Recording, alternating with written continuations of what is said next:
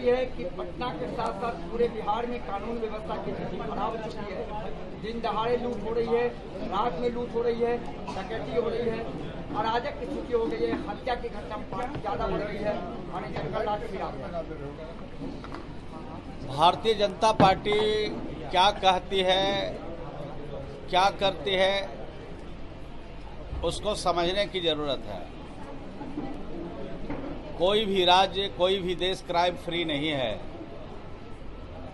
और जहां जहां भारतीय जनता पार्टी की सरकारें हैं, उन राज्यों के आंकड़े तो अभी मेरे पास उपलब्ध नहीं हैं, लेकिन कुछ समय आप दीजिए तो हम आंकड़े उपलब्ध करा के आपको बता सकते हैं कि बिहार से ज़्यादा क्राइम उत्तर प्रदेश में हो रहे हैं, बिहार से ज़्यादा क्राइम मध्य प्रदेश में हो रहे हैं। जहां जहां भाजपा शासित प्रदेश हैं, उन राज्यों में ज़्यादा क्राइम की स्थिति है।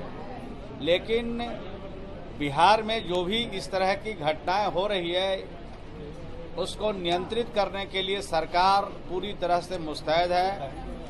बिहार में इस तरह के कानून को हाथ में लेने वाले को किसी भी कीमत पर बख्शा नहीं जाएगा। कानून को हाथ में लेने की इजाजत किसी को नहीं दिया जाएगा। और भारतीय जनता पार्टी पहले अपने शासित राज्यों के बारे में ठीक से, नीतीश कुमार जी समय पर सचेत हो गए। नीतीश जी पर आज से अटैक नहीं हो रहा है। नीतीश जी, उनके साथ रहने पर भीतर से अटैक हो रहा था।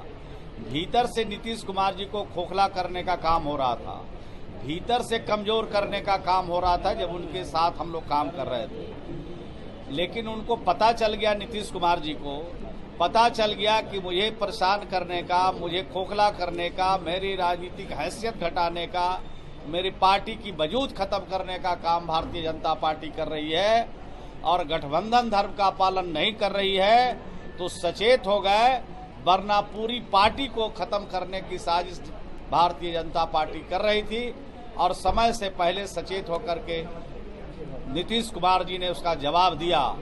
अब उनकी चिंता भारतीय जनता पार्टी की यह है कि नीतीश कुमार जब बिहार से निकल गए हैं तो जरूर कोई न कोई खेला देश में होगा और देश में जितने पॉलिटिकल पार्टी हैं भारतीय जनता पार्टी के अलावे क्षेत्रीय दल हैं, सबके लीडरों से बातचीत कर रहे हैं और बातचीत करके भारतीय जनता कहाँ नहीं बढ़ रहा है, कौन ऐसे स्टेट है जहाँ बढ़ नहीं रहा। लेकिन हमारा जो विजन है, हमारी जो सोच है और हमारे मुख्यमंत्री नीतीश कुमार जी का स्पष्ट कहना है कि हमारी जो बेटियां हैं उनको हम शिक्षित करेंगे, उनको ज्ञानवान बनाएंगे, तो आप पे आप जो हमारी आबादी है उस पर नियंत्रण हो जाएगा। जो हमारी जनसंख्या है उस पर नियंत्रण करने के लिए बेटियों को ज्ञानवान बनाना है, उस शिक्षा तक आगे पढ़ाना है और जब हमारी बेटियां पढ़ जाएगी तो आप पे आप उस पर नियंत्रण हो जाएगा। इनके भाषण से कानून से चीज नियंत्रण नहीं होता है, नियंत्रण होती है जब उसके अंदर ज्ञान पैदा होता है। उसके अंदर ज्ञान जब बढ़ेगा तो निश्चित रूप से हमारी जनसंख्या घटेगी